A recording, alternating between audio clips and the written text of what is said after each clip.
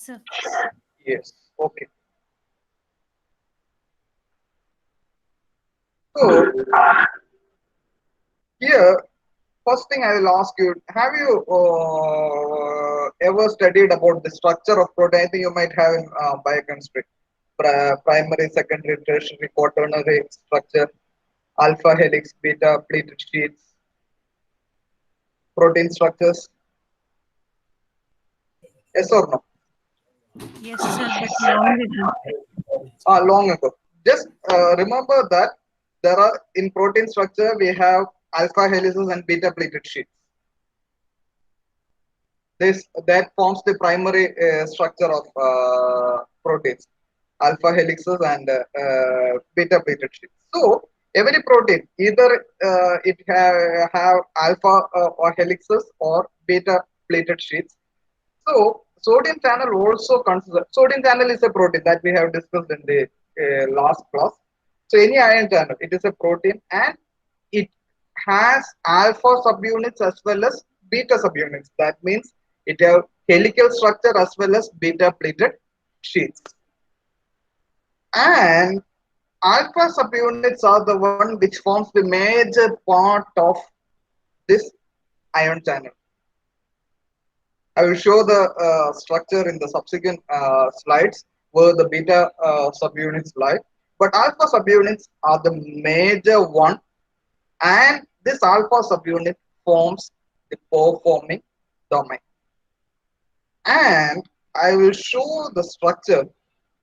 See, see this one. I will take the pointer. Okay. See this one, two, three, four. These are the alpha helical subunits, which have four domains, and these domains are numbered as 1, 2, 3, and 4. Here, 1, 2, 3, and 4. I will just a minute. So, it has alpha subunit has four homologous domains. Homologous domains means all these four domains are similar. All these four domains are similar. See, 1, 2, 3, and 4. All are same, one and the same. There is no difference between. So, this alpha subunit has four domains 1, 2, 3, and 4. And these four domains are homologous in nature. That means similar in nature.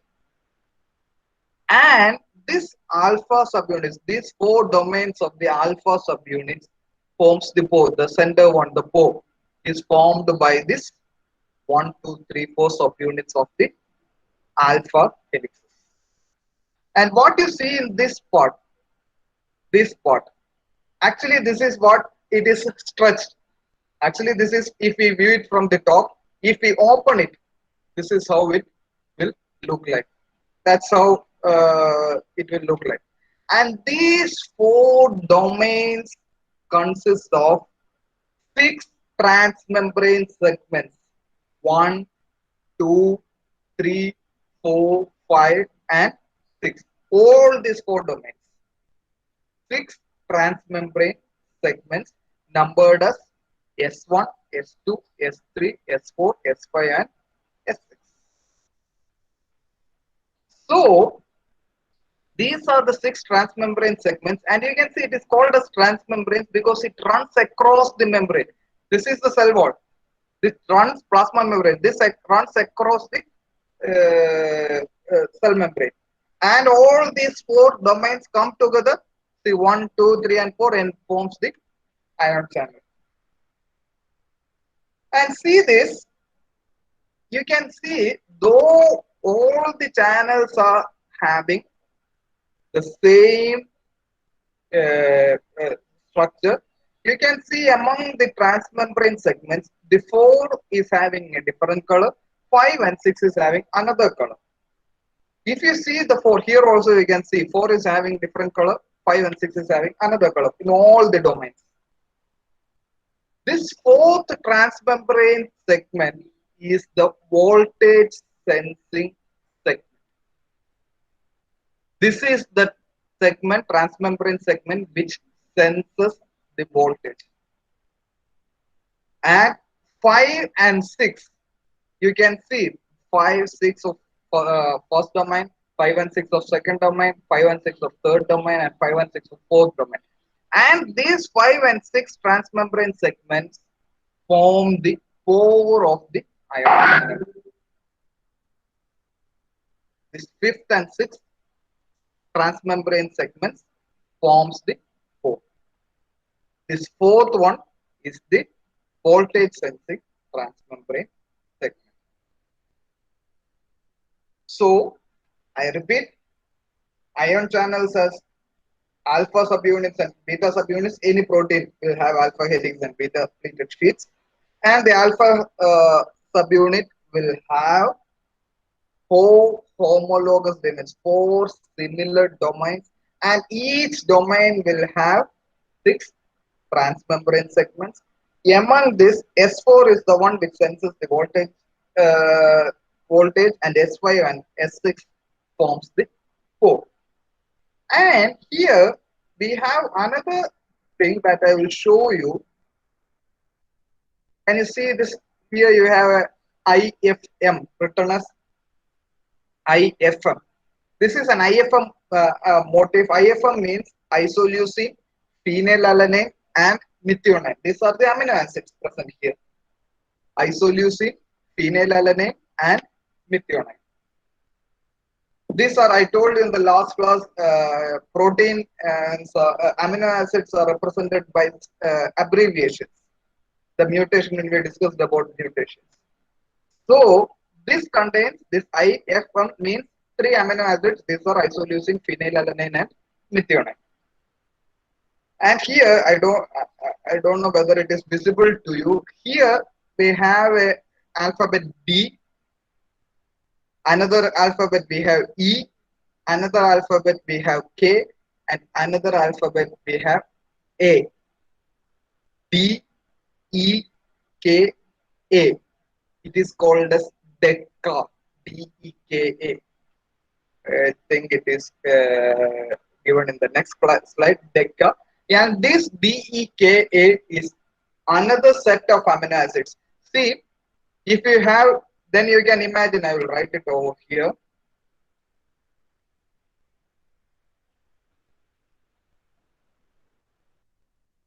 So here in the first subunit we have D over here. The second subunit we have E over here.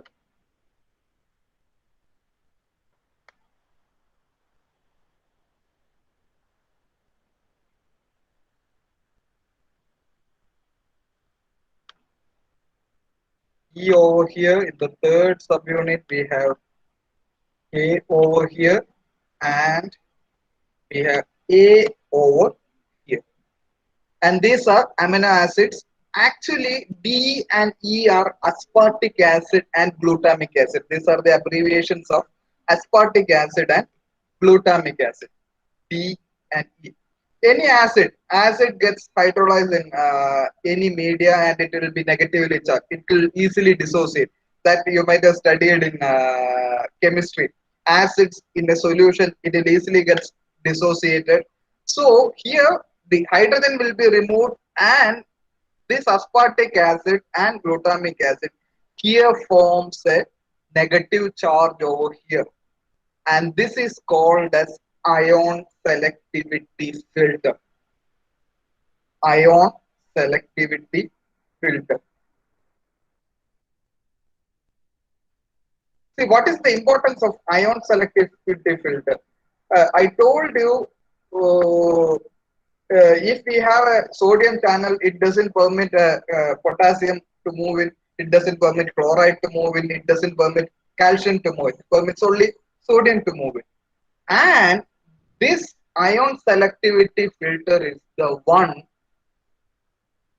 which controls the movement of this ion, which ion to pass through. Since it is negatively charged, it doesn't permit any chloride ions to pass through it. Chloride ion is negatively charged, isn't it? So it won't permit, since that ion selective filter, because of the presence of aspartic acid and glutamic acid, it also doesn't permit these ions to pass through it. But it can permit the movement of sodium and potassium ions. Then how potassium ions are controlled, the flow of potassium ions are controlled? Can you imagine? You should have a slight understanding of the chemistry. Hindu, you are muted. The sodium channel activity is faster when compared to potassium. Uh, Not exactly, you are almost correct, but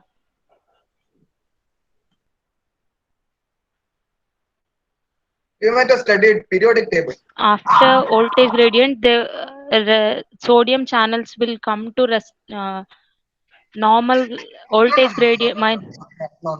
You're going wrong over there. It's very basic chemistry. I told you chloride ions can move in because this ion selectivity filter is having negative charge.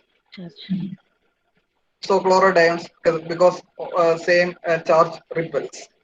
But there is a chance of potassium ions moving in. Then how come potassium ions is filtered out?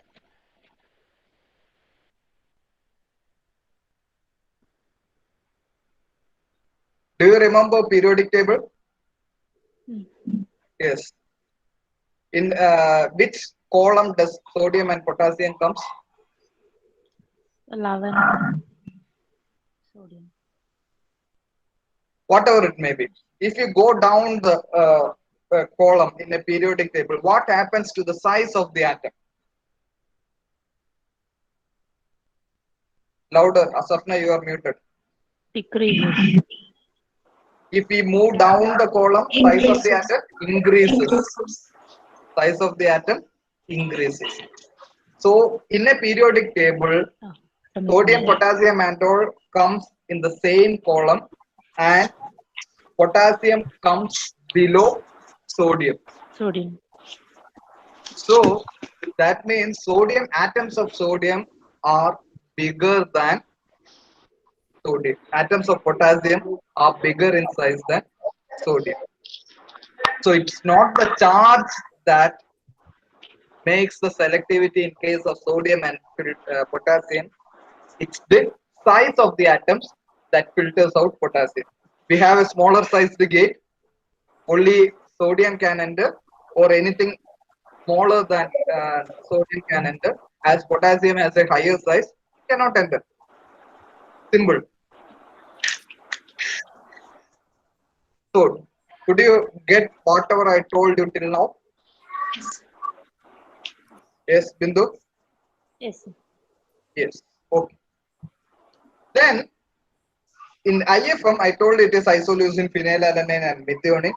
This is in insects and mammals. There is a slight difference in insect. Instead of isoleucine, methionine is the one which is present in that IFM motif. So, in case of insect, it will be MFM, not IFM. But mostly the sodium channels are studied in human beings. That's why it is given at IFM motif. And these beta subunits are small transmembrane proteins. I will show that structure, then only you will see. This is the alpha subunit, and this is the beta subunit. This one. This is the N terminals. You can see the N terminal.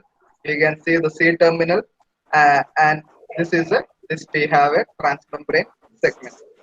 So beta plated sheets have an C terminal which is inside the cell, and N terminal which is outside the cell, that means extracellular. C terminal is intracellular, and we have a transmembrane segment.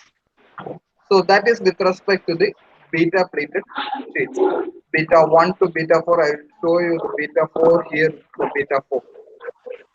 This is beta 1 and beta 3, this is beta 2 and beta form.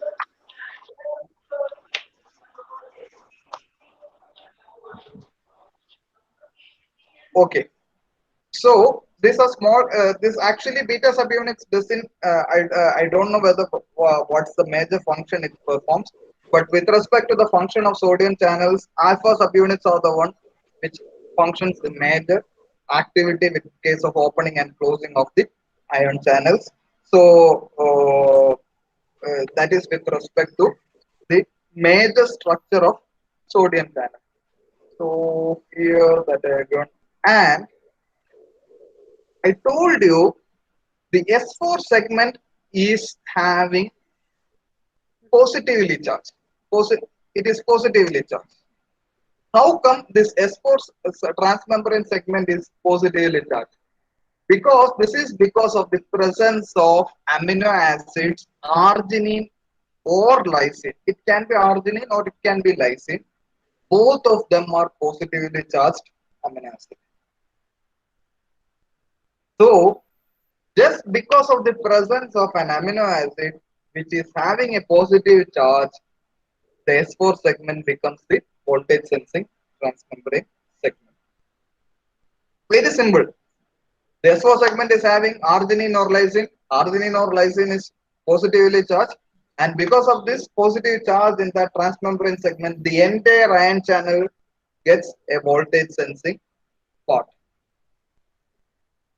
And I will show the video, then you can understand what happens to this. Next picture, I will show how the S4 detects the voltage. The movement of IFM, I will show in the video. And DECA, I told you, aspartic acid, glutamic acid, lysine, and alanine. This forms the selectivity filter. Aspartic acid, glutamic acid, lysine, and alanine. All these are abbreviations of amino acids.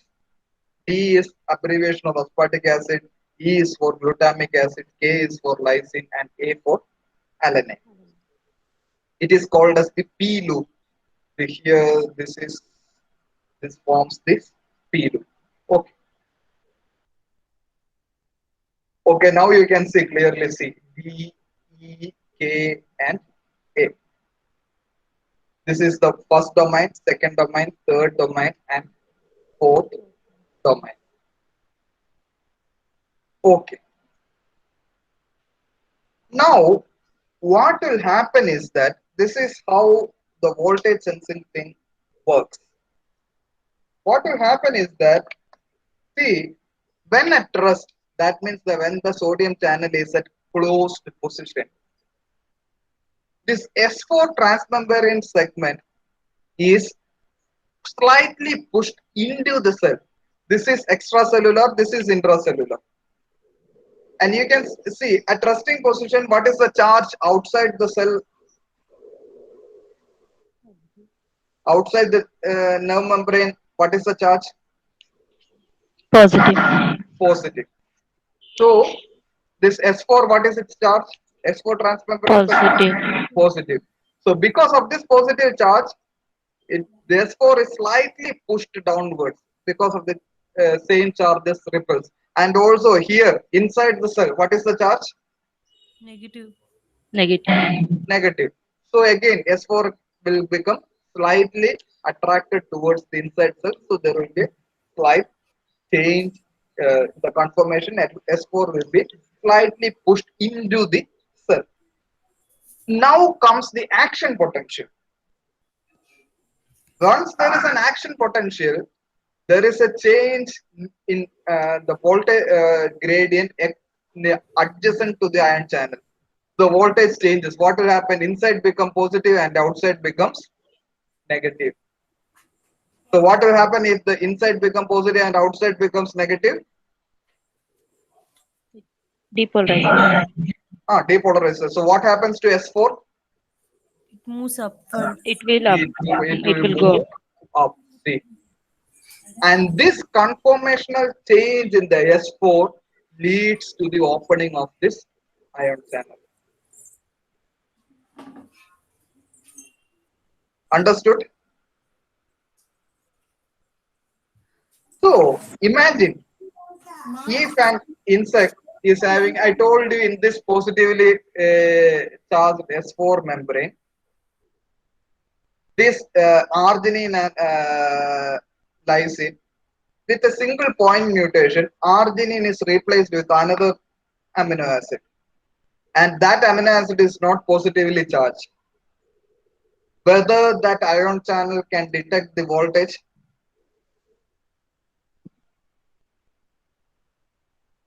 a slight change, say arginine and lysine is the one amino acid present in the S4 transmembrane segment. Say, you know, all these are amino acids, how amino acids are formed. What is, Peptide bond. eh? Codon. Triplets. Triplets. Yes. A, T, G, C, that is combination. If a single codon changes, got mutated, instead of arginine, it will be another amino acid. And if arginine is replaced with, say, methionine, so methionine will not be positively charged. So if methionine is present in S4, whether that ion channel will be able to detect voltage. So that's how the system works. And I will show the videos, then you will understand how these things actually work. These videos are excellent. That's why I've shown you. Just a minute.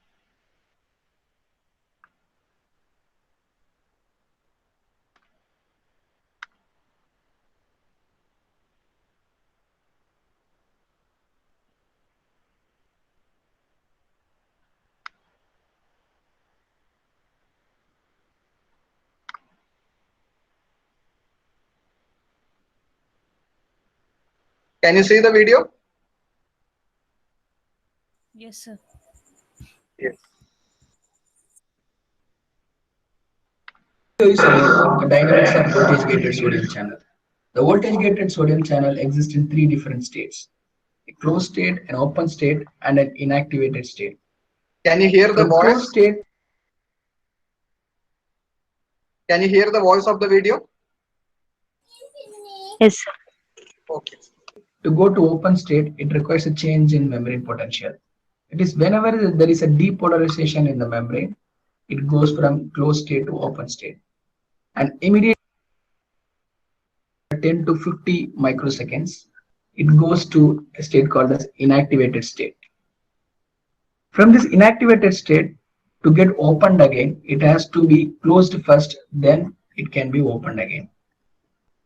For this inactivation to close change of state, again it requires a voltage change. That is, the cell has to, membrane has to again repolarize for the voltage gated sodium channel to become closed again.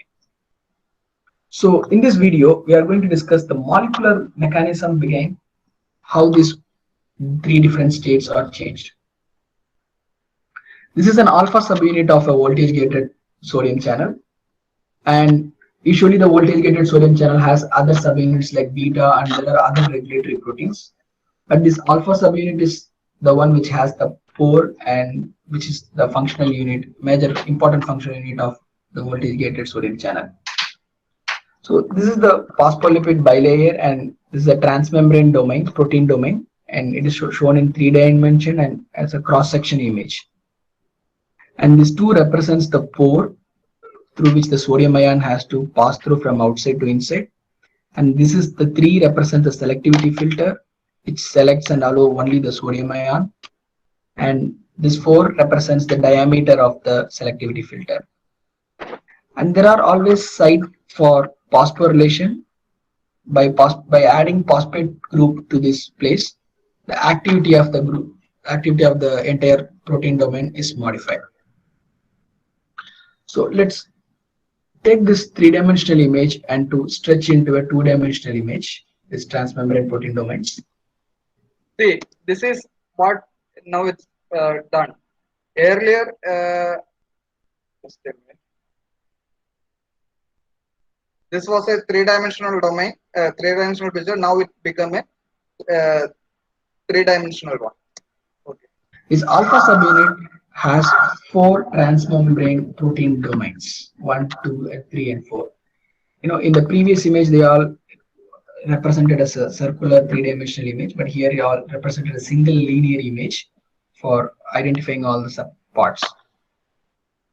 The S4 of each transmembrane domain represents the contains a lot of positive charges, which is going to act as a voltage sensor for this channel. So there is 6 transmembrane units, S1 to S6 in each protein domain, and the S4 of all the 4 protein domains going to act as a voltage sensor. The S4 containing positive amino acids going to act as a voltage sensor. And between S5 and S6, there is a loop of protein which is called as P loop, which is present in all the subunits. This is going to contain the amino acids which are going to require for necessary for generating this selectivity filter. So the S4, the voltage sensor, and the P loop, the selectivity filter. P loop is between S5 and S6.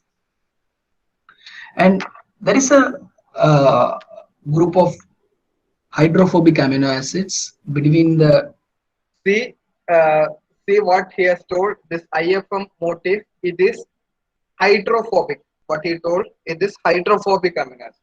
Remember that term. The S6 of third domain and S1 of domain 4. And this IFM motif is present between S6 of third domain and S1 of fourth domain. I'm repeating, IFM motif is present between S6 of third domain and S1 of fourth domain. It's not present in all. There is a group of amino acids, hydrophobic amino acids. We call it as IFMT domain or IFM domain. This IFM domain has affinity to bind to other hydrophobic amino acids like alanine, which is located in the S4, between the S4 and S5 loop of domain 3. Okay, remember here we have alanine, another amino acid which is also hydrophobic. IFM is hydrophobic, alanine is hydrophobic. Okay. And it is also, there is one more binding site for this IFMT domain, that is asparagine between S4 and S5 of domain 4. Now for clarity, from next image onwards, there is only one domain which is going to be represented, and all the parts are going to be represented in this. So this represents. See, I will explain what is this. They are shown only one. So this S1, S2, S3, S4 is the voltage sensing positively charged transmembrane segment. S5, S6. What you see it over here, this is the IFM motif, and this is the alanine, another hydrophobic. I told you there is a hydrophobic amino acid.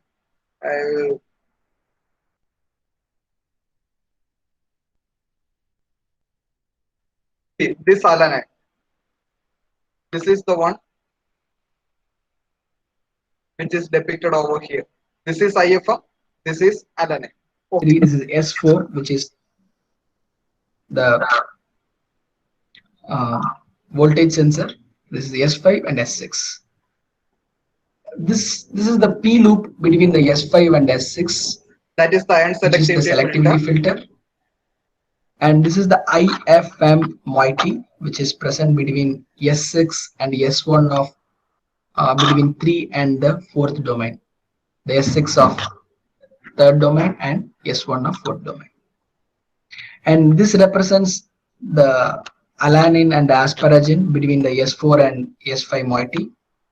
And this is the voltage sensor.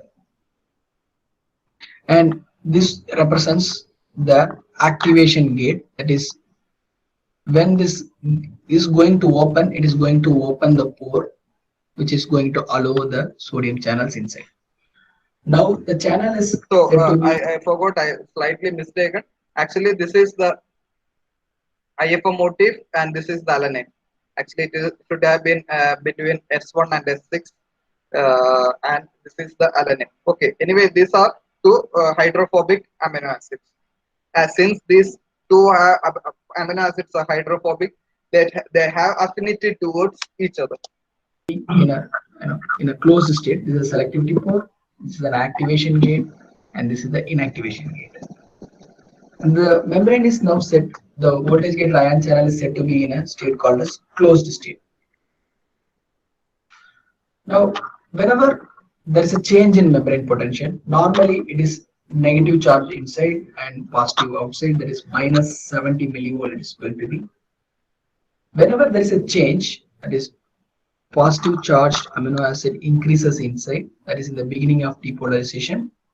This positive charged amino charges inside going to push this positive charged S4 segment to outside. Okay. See this. So whenever there is a depolarization, there is See this. This is a gate which was closing. This was the activation gate. This was the gate which was closing this ion channel, and this simple change in the conformation of S4 as it moves up, it opens up the gate. This is very simple mechanism. positive charge coming inside, it is going to push the S4 segment going outside. During this process, this activation gate opens. So I will ask you one. You can make a guess whether it can be correct or wrong. So what will happen when the activation gate opens to this IFM motif and the adenine? Both of these are hydrophobic amino acids. You can make a guess.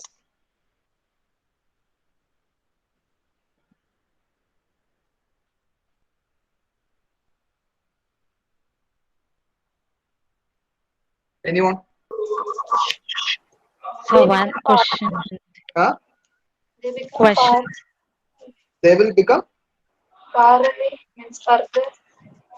no So hydrophobic. No, question don't. one. Huh? So I didn't get the question. That means, see, what you have seen over here is this activation gate is now open. So that means this alanine, the hydrophobic amino acid alanine, is now exposed. Now this IFM and alanine, this hydrophobic amino acids, how they interact? What will happen to Attracts. attracts? Yes, They attract.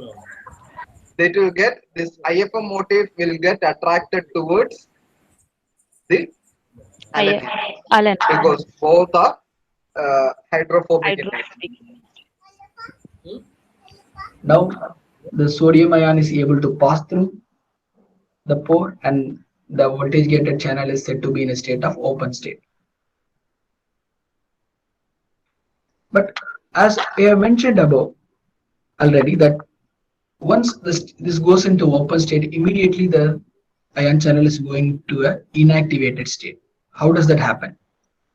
These hydrophobic domains, that is alanine in the S4S between the S4 and S5 and the IFM YT are now going to attract each other. So previously this activation gate is closing or it is in between the two, so it is not going to bind. Now both the hydrophobic domains are exposed and going to cause attract. They are going Now to you come understood. together and bind. So this is now causing Now the gate is the pore closed. to get closed. So this is called as inactivated state. So now the activation gate is open, but there is an inactivation gate which is closed. This is the unique state called as inactivation gate. Now sodium cannot pass through. From this state to go to closed state again, it requires again a change in the membrane potential.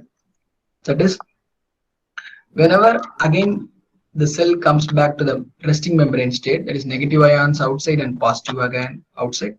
So this S4 domain is going to get attracted toward this negative charge and comes repelled by these positive charges. It's going to come back and close the ion channel. During this process, it also detaches this hydrophobic interaction between this IFM-YT, the inactivation gate, and this alanine in the S4S5. So this is now called as the closed state. And in summary, from closed state to go to open state, it requires a depolarization and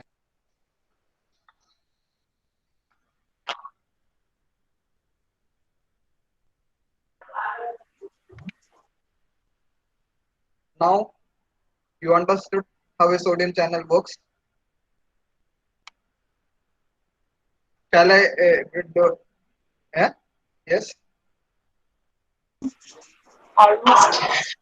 Almost. Okay. I will show other videos also. I may go a bit fast and a bit go a bit. You can see it literally because it is there in the Moodle. I will present that also.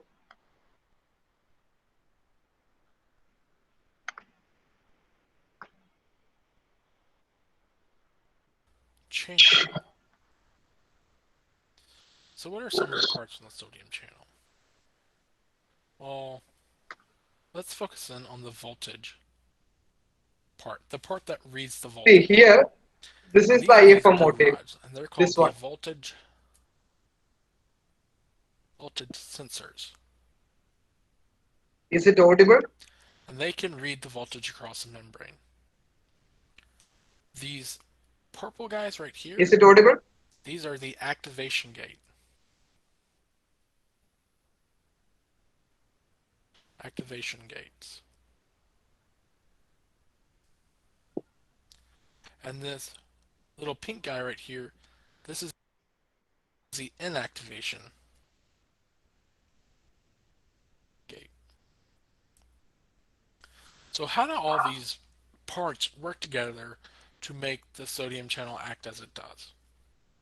Well, let's erase some of this stuff. Let's say that the the cell, which this would be the inside, and this would be the outside. We're going to say the cell has a negative 60 millivolts, meaning that it's at rest. So this side's positive, and this side In is insects, it negative. is minus 70. Don't think it is minus 60. It is minus 70 only. Now these blue rods can climb up and down. Right now, they are the farthest they can be, or they're in the So the lowest resting position they stage can be. S4 is pushed down. And that's because negative charges are pulling on these positive charges, and positive charges on this side of the cell are pushing on the positive charges inside the blue rods.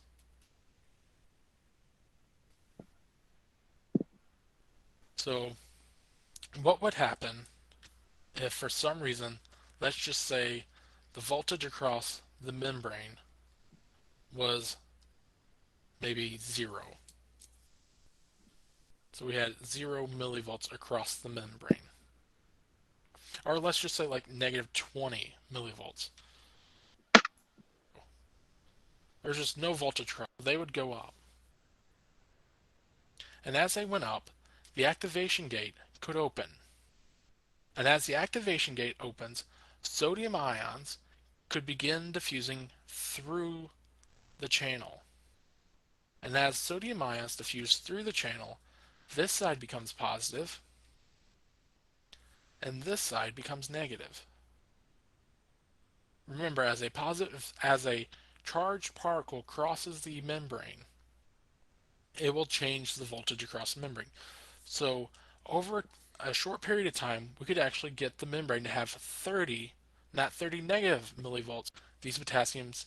So what shuts off the inactivation gate?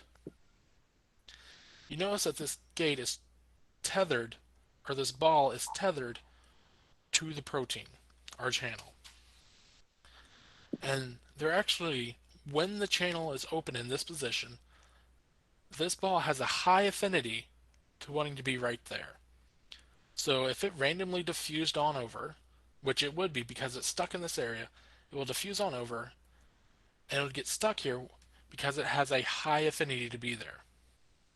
So then the channel would close and we would still have those positively charged, like there'd be positive charges on this side of the membrane and negative charges on this side of the membrane.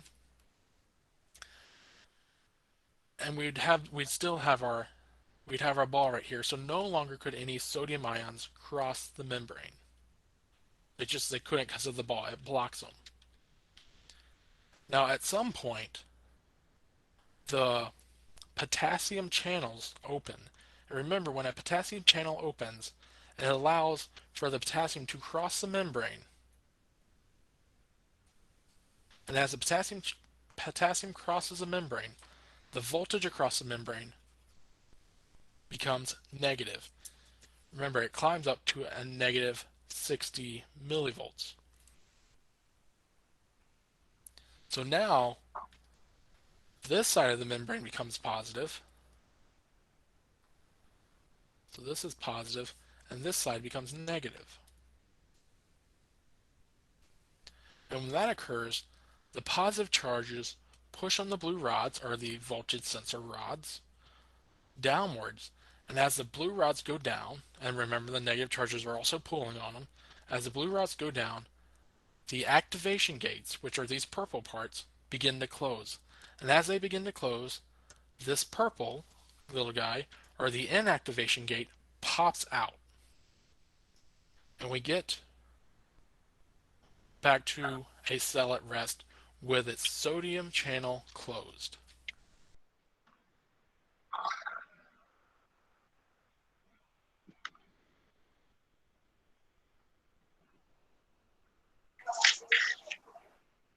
Better now?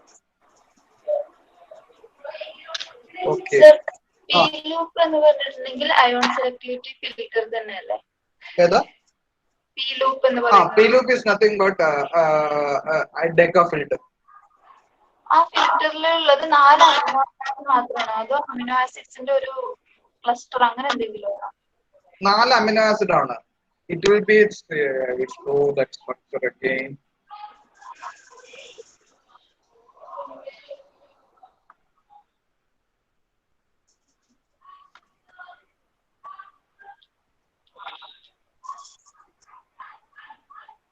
See, here you can see. This is, see, every transmembrane segment is connected. S1, S2, S3, S4, S5, S6. So each transmembrane segment is connected by a loop. You can see one loop over here connecting S1 and S2, S2 and S3, S3 and S4 like that. So here between S5 and S6 we have a loop, and that loop is called as the P loop, and that P loop at this opening position will have this D, E, K and A amino acids. And here at this position, this loop may be having a few other amino acids also, but at this opening they will have these 4. One will be having, first domain will be having D, aspartic acid, second domain will be having E, glutamic acid, the other one will be having lysine, K and A, alanine. Okay, I will show one more. See this. This is the loop connecting S5 and S6. And in this loop, only at this position we have D, we have E, we have K and A. This loop may be having several other amino acids, but this D, E, K and A forms this selectivity filter. And sir, motif എന്ന് പറഞ്ഞിട്ടുണ്ടെങ്കിൽ എന്താ motif? IFM motif എന്ന് പറഞ്ഞാൽ a group of amino acids. That is nothing but IFM motif. Here. Motif എന്നുള്ള group എന്നാണല്ലോ. A group of amino acids.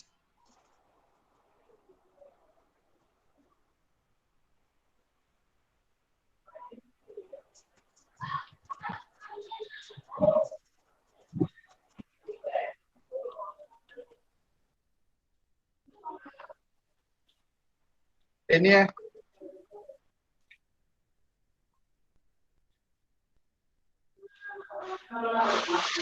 Sir പിന്നെ arginine പറഞ്ഞില്ലേ? Arginine അലാനിന്റെ കൂടെ തന്നെ ആർജിനിൻ പറഞ്ഞില്ലേ? അതിനും ഇതുപോലെ ഹൈഡ്രോഫോബിക് ആണോ? ആർജിനിൻ ഏതില് മറ്റേ ഇനാക്ടിവേഷൻ ഗേറ്റില്? ആ അവിടെ. അതില് ആർജിനീൻ അല്ലല്ലോ പറഞ്ഞത്, അലനൈൻ അല്ലേ പറഞ്ഞത്? അലനൈൻ പറഞ്ഞു, പക്ഷെ സെക്കൻഡ് വീഡിയോയിൽ അയാൾ പറഞ്ഞത് അർജിനിനാ തോന്നുന്നു വീഡിയോയില്. അപ്പോ അർജിനിന് സാറും എവിടെയോ സോറി അർജിനിൻ അല്ല, സോറി അസ്പാർജിൻ. അസ്പാർട്ടിക് ആസിഡ് മറ്റേ ഡെക്ക ഫിൽറ്ററിലാണ്. മറ്റേതില് ഞാൻ പറഞ്ഞത് അലനൈൻ അല്ലേ ഞാൻ പറഞ്ഞത്? അലനൈൻ സാർ പറഞ്ഞു, ബട്ട് പിന്നെ എന്റെ മറ്റേ സൈഡിലായിട്ട് അസ്പാർജിനും കൂടി എഴുതി കാണിച്ചു. അസ്പാർജിൻ എന്ന് പറയുന്നത് അസ്പാർട്ടിക് ആസിഡ് ആണ്. ഡെക്കാഫിൽട്ടറിൽ അതിനെ അസ്പാർജിൻ എന്നും കൂടെ പറയാം. അസ്പാർട്ടിക് ആസിഡ് അസ്പാർജിൻ എന്ന് അസ്പരാജിൻ എന്നും കൂടി പറയും അസ്പാർട്ടിക് ആസിഡ്. അതായിരിക്കും ചിലപ്പോൾ പറഞ്ഞിട്ടുണ്ടാവുക. ഒന്നും കൂടെ ആ വീഡിയോ ഒന്ന് കണ്ടു നോക്കുക കേട്ടോ. ശരി. ആ സ്ട്രക്ചറിനെ കുറച്ചുകൂടി ഭംഗിയായിട്ട് എക്സ്പ്ലെയിൻ ചെയ്യുന്ന ഒരു വീഡിയോ ഉണ്ട്. പക്ഷെ അതൊരു വലിയ സയന്റിസ്റ്റിന്റെ ആണ്, വില്യം കാറ്ററൽ എന്ന് പറയുന്നത്. അത് കുറച്ച് നീളമുള്ള അയൺ ചാനൽസിൽ ഒത്തിരി വർക്ക് ചെയ്തേക്കുന്ന ആളാണ് വില്യം കാറ്ററൽ. പ്രായമായ ഒരു മനുഷ്യന്റെ ഒരു ക്ലാസ് ഉണ്ട്. അതിൽ പക്ഷെ നിങ്ങൾ മുഴുവൻ കാണാം. 40 മിനിറ്റ് ആണ് ആ ക്ലാസ്. ആ 40 മിനിറ്റ് ഫുള്ള് നിങ്ങൾ കാണാൻ നിൽക്കണ്ട. ഞാൻ അതിന്റെ ഡിസ്ക്രിപ്ഷനിൽ എഴുതിയിട്ടുണ്ട്. 4th മിനിറ്റ് തൊട്ട് ഒരു 10th മിനിറ്റ് വരെ മാത്രം നിങ്ങൾ കണ്ടാൽ 5 മിനിറ്റ്സ്. അപ്പൊ ആ 5 മിനിറ്റ്സ് നിങ്ങൾ കണ്ടു കഴിഞ്ഞാൽ നിങ്ങൾക്ക് ഓൾമോസ്റ്റ് മനസ്സിലാവും.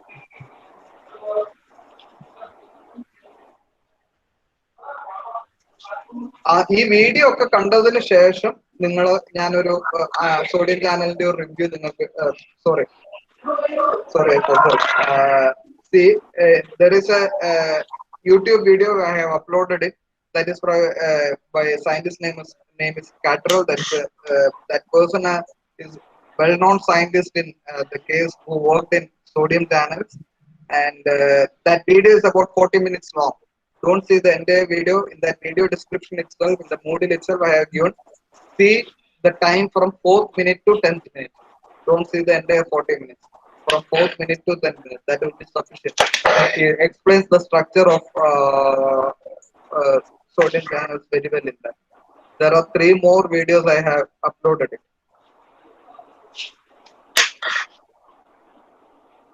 Okay. See, one thing you can imagine, this opening and closing of any ion channel and how it controls the movement of a particular ion. All these are very simple mechanism. It's not that a complex mechanism. See how the biological system has made it a pretty simple mechanism. It's not that a very complex mechanism. Just by choosing a particular kind of amino acids at particular position, it controls all things. S4, it chose positively charged amino acids, so it can sense the voltage. It positioned negatively charged amino acids in the P loop, so that it can select only sodium ions to pass through. Then it positioned hydrophobic amino acids at the inactivation gates, so that it can close the ion channel. See, this pretty simple. So hope you understood at least a bit about ion channel. Go through the videos again and again. If you have any doubt, come over there, watch it. Most probably today I will upload a few more with respect to the next class, that is potassium channels and calcium. I am not going into potassium channels and all today, because you need time to understand sodium channel. Once you understood sodium channel, then you can understand potassium channels and other channels better. So that's why I took more time in sodium channel. So I will give 1 or 2 days. By that time you complete sodium channels. By that time I will upload more material on potassium channels and calcium channels and all. You view that. Have a short note in that assignment. Okay. Fine. Anything else?